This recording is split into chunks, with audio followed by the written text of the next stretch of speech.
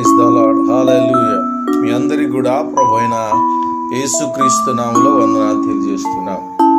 ఉదయకాలం నుంచి దేవుడు మనల్ని కాపాడిని బట్టి దేవుని స్తుతిద్దాం. ప్రైజ్ ద లార్డ్, హల్లెలూయా. ఈ సాయంకాల సమయంలో దేవుని వాక్యం కొరకు ప్రార్థిస్తాం. మహోన్నతుడా, మహాగణమైన దేవా, నీ నామమునకు స్తుతి కలుగునుగాక, నీ నామం ఘనపరచబడునుగాక, నీ నామం హెచ్చించబడునుగాక. మీరే మహిమ తెచ్చుకోండి. యేసయ్య మాట్లాడవని, దీవించవని యేసు నామములో ప్రార్థిస్తున్నాం తండ్రి, ఆమేన్. ఇప్పుడు దేవుని యొక్క వాక్యంలో నుంచి యెషయా గ్రంథం 54, యెషయా గ్రంథం 54 17 వచ్చింది. No weapon that is formed against thee shall prosper, and every tongue that shall rise against thee in judgment thou shalt condemn. This is the heritage of the servant of the Lord, and the righteousness is of me, says the Lord. ఈ వాక్యం మనం తెలుగు బైబిల్లో చదివినప్పుడు, నాకు విరోధమైన ఈ ఆయుధము వర్ధిల్లదు, నాకు విరోధమైన ఆయుధము వర్ధిల్లదు అని దేవుడు చెప్తూ అది వాగ్దానాన్ని అందరికి ఇచ్చాడు. యేసుక్రీస్తునందు ఉన్నటువంటి ప్రతి వాగ్దానం కూడా ఎస్ అనే ఆమేన్ అనేది. ఈ వాగ్దానములన్నీ కూడా ఎస్ అన్న ఆమేన్ ఉన్నాయి.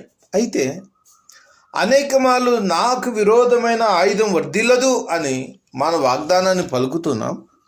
ఆ వాగ్దాన్ని పలకడం వల్ల ఒకటి మనకు విశ్వాసం వస్తుంది. అయితే వాగ్దానం కింద ఉన్నటువంటి విషయాన్ని మనం ఏంటంటే, ఆ న్యాయ విమర్శలలో నీకు విరోధముగా లేసే ప్రతి నాలుకను నీవు ఎదిరించాలనింది. You condemn every tongue which is working against you. That means ఒక సాతాను కానీ, ఒక మనుషుడు కానీ, ఒక పురుషుడు కానీ, స్త్రీ కానీ ఒక వాక్యమునికి వ్యతిరేకంగా మాట్లాడారు అంటే, ఆ వాక్యాన్ని నీ మనసులోకి ఏదైనా మరీ అది నీలో మనసులో రిపీట్ అవుతున్నది, అది నీకు ఒక ఆయుధం. సాతాను వేసిన ఆయుధం, మనుషుల్లో నుంచి ఒక ఆయుధం. యేసు ప్రభువుకు పేతుల్లో నుంచి ఒక ఆయుధం వేసినప్పుడు, ప్రభు అలా జరగకూడదంటే దేవుని చిత్తం సాతాను వెళ్ళిపోన్నాడు. అంటే ఒక వ్యక్తి నుంచి లేకుంటే డైరెక్ట్గా ఈ సాతానం చేస్తే మన మనసుల్లో ఒక ఆయుధం వేస్తుంది. ఆ ఆయుధము వర్ధిల్లదు అనేది దేవుని వాక్యం సెలవుస్తుంది. అయితే అది వర్ధిల్లదు అనేది వాక్యం సత్యమే. అయితే ఆ వేయబడినటువంటి ఆయుధం నీకు వ్యతిరేకంగా పనిచేయడానికి, నీకు వ్యతిరేకంగా మాట్లాడిన ఆయుధాన్ని నువ్వేం చేయాలంటే, ఆ ఆలోచనని, ఆ వాయిస్ని నువ్వు ఎదిరించాలి. ముందు ఎదిరించాలంటే ఆ వాక్యములో ఉన్నది వాయిసా, వాక్యములో లేనిది వాయిసా? ఇది సాతాను వేసే వాయిస్ వాక్యములో ఉందా లేకుంటే బైబిల్లో ఉందా? అది నీకు కన్ఫ్యూజన్గా ఉండొచ్చు. ఇది దేవుని ఆలోచన, దయ్యం ఆలోచన. అంటే ఎప్పుడు కూడా దేవుని ఆత్మ ద్వారా మనకు పరిశీలించుకుంటూ రావాలి. అంటే ఈ ఆత్మ ఏం చేస్తాం, ఫలాని వాక్యాన్ని చూపిస్తుంది. ప్రైజ్ ద లార్డ్, హల్లెలూయా. కనుక మీరు ఏం చేయాలంటే, నేనేం చేయాలంటే, ఫస్ట్ దేవుని యొక్క వాక్యములో ఉన్నదాన్ని మనం ఫస్ట్ నేర్చుకోవాలి. నేర్చుకుంటే ఎప్పుడైతే దేవుని వాక్యాన్ని నేర్చుకుంటామో, ఆ వాక్యం ఏం చేస్తుంటే జ్ఞాపకం చేస్తాడు హోలీ స్పిరిట్, పరిశుద్ధాత్ముడు. ఆ వాయిస్ సాతాను ఆలోచన అయితే దానికి వ్యతిరేకమైన ఆలోచనలు పరిశుద్ధాత్ముడు మనకు ప్రాంప్టింగ్ చేస్తాడు. అంటే మన ఆత్మలో నుంచి ఒక ఆలోచన వస్తూ ఉంటుంది. ఆ ఆలోచన రెండు నువ్వు ఏం చేయాలంటే, ఎప్పుడైతే నువ్వు జడ్జి చేస్తావో, ఇది దేవుని ఆలోచన, ఇది దయ్యం ఆలోచన, ఇది దేవుని వాక్యానికి వ్యతిరేకమైన ఆలోచన ఎప్పుడైతే గ్రహిస్తావో, అప్పుడు నువ్వేమవుతానంటే, ఆ ఆలోచన దేవుని కాదన్నప్పుడు దాన్ని వ్యతిరేకమైన వాక్యము, ఫర్ ఎగ్జాంపుల్ నీకు రోగం వస్తుంది, నువ్వు చనిపోతావు, నువ్వు పాపివి, నీ ప్రార్థన దేవుడు ఆలకించడు, నువ్వు పేదరికంలో ఉంటావు, నీ జీవితం ఇంతే, నీ పరిస్థితి ఇంతే, నీ బ్రతికి ఇంతే అన్నప్పుడల్లా దానికి వ్యతిరేకమైన ఆలోచన ఏదైతే బైబిల్లో ఉందో ఆ వాక్యాన్ని పరిశుద్ధాత్మ ద్వారా పరిశుద్ధాత్మ సహాయం ద్వారా దాన్ని నువ్వు వ్యతిరేకించకపోతే అది నీ జీవితంలో వర్ధిల్లుతుంది. నీకు విరోధమైన ఏ ఆయుధం వర్ధిల్లదనింది, కానీ నువ్వు దాన్ని వ్యతిరేకించకపోతే, ఖండించకపోతే అది నీ జీవితంలో మనసులో చేరి పెద్ద మైండ్లో చేరి చిన్నగా ఒక స్ట్రాంగ్ హోల్డ్గా మారి నీ ఎప్పుడు చూసినా లేచినా కూర్చున్నా ఆ ఆలోచన నిన్ను అలాగ పట్టి పీడిస్తూ ఉంటుంది. అందుకని నువ్వు గుర్తుపెట్టుకోవాలి, నీకు వ్యతిరేకమైన ఆయుధము అంటే ఏంటంటే నీకు వ్యతిరేకమైన ఆయుధం అంటే ఏదో బాణాలో కత్తులో బాంబులో కాదు. కనుక అప్పుడే దేవుని బిళ్ళారా, సాతానంటే ఏదో ఎక్కడో ఉంచి వచ్చాడని నో ఆలోచన విధానములో ఏం చేస్తుంటే వాక్య విధానానికి వ్యతిరేకంగా పనిచేస్తుంది, ఆలోచన పుట్టిస్తాడు అంతే. అందుకని ఆ వాక్యాన్ని మన జ్ఞాపకం చేసుకుని ఎదిరించకపోతే సాతాను వేసిన ఆయుధం వర్ధిల్లుతుంది. ఆ వర్ధిల్లకుండా ఉండాలంటే ఏం చేయాలి? ఆ వాక్యానికి వ్యతిరేకమైన ఆలోచనను పలకాలి. ఎలాగ పలకాలి? Praise the lord. ఇది చాలా ఇంపార్టెంట్.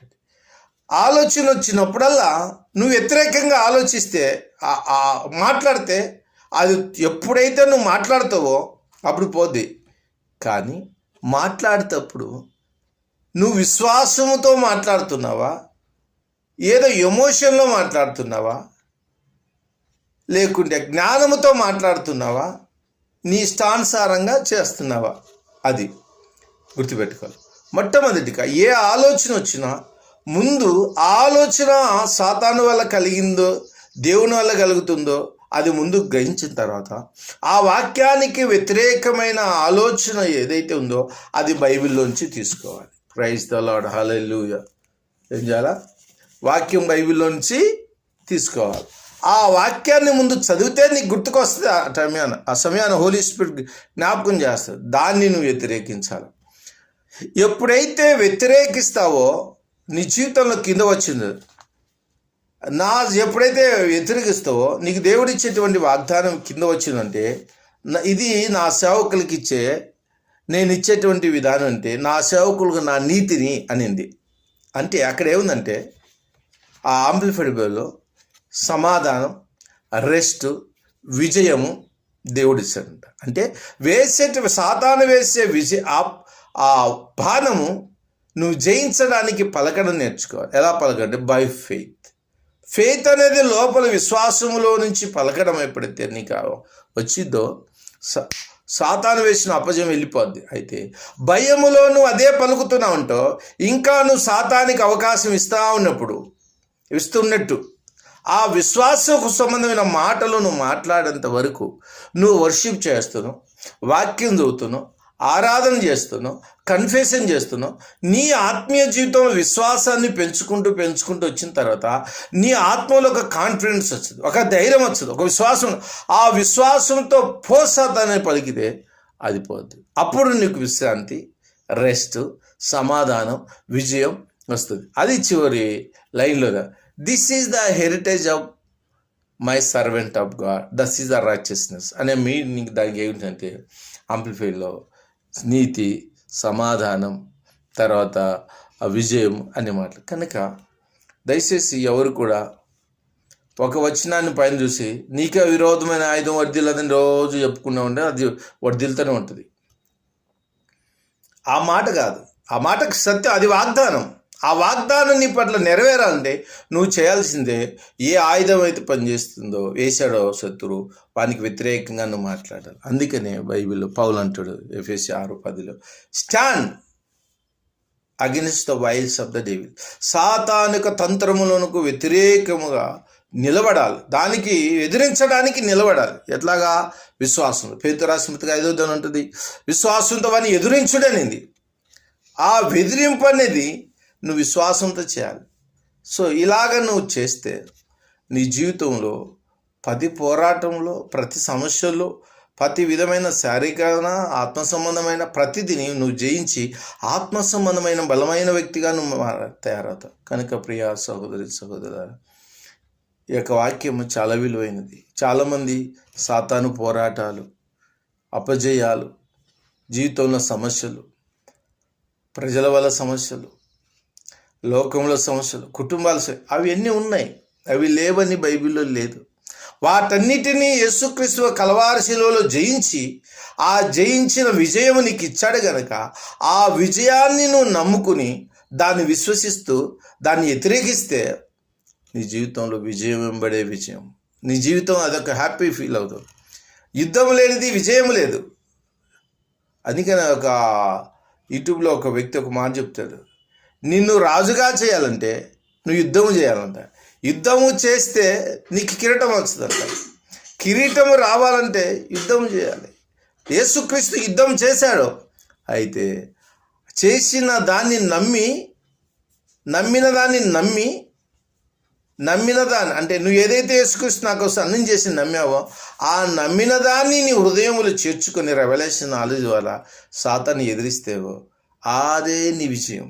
యేసుక్రీస్తు విజయమే నీ విజయం. నువ్వు జయించవు. అసత్యాన్ని నీలోకి రానియకు, అబద్ధాన్ని నీలోనికి రానివ్వు, అసత్యాన్ని నమ్మవు, అసత్యానికి వ్యతిరేకంగా నిలబడతావు, అసత్యాన్ని ఎదిరిస్తున్నావు. అది నీ విజయం. Praise the lord. యేసుక్రీస్తు నీకు అన్నీ చేశాడు అని చెప్తున్నాం. రియల్. నేను జీవితంలో నేను కూడా చూసినటువన్నీ చెప్తున్నాం. కనుక ప్రియ సహోదరి సహోదరులారా, ఈ వాక్యం యెషయా గ్రంథం 54:17 నీకు విరోధమైన ఆయుధం వర్ధిల్లదు అని నోట పలకడం కాదు, అది పలకాలి, విశ్వసించాలి. కానీ శత్రువు వేసే బాణాలను నువ్వు ఎదిరించవని కింద వచ్చిన condemn every tongue which is comes against. నీకు వ్యతిరేకంగా మాట్లాడుతున్న ప్రతి వాయిస్, వాయిస్ స్వరం ఎదిరించాలి. అప్పుడు సాతాను వెళ్ళిపోదు. సాతాను ఎదిరించి వాడి మీద నుంచి పారిపోవును. కనుక ఇది చేస్తూ రావాలి. వాడు ఎదిరించకుండా అనుకో మనం చిక్కుపడిపోతాం. వాడు చేసే ప్లాన్ సక్సెస్ అవుతాయి. వాడు సక్సెస్ కాకూడదంటే వాగ్దానం ఉన్నది, మన రెస్పాన్సిబిలిటీ ఉంది. మన విశ్వాసంతో ఎదిరించాలి. Thank you. మీ అందరికి అయిందనుకుంటా. Thank you. మీ అందరిని దేవుడు దీవించును గాక. ఆమేన్. God bless you.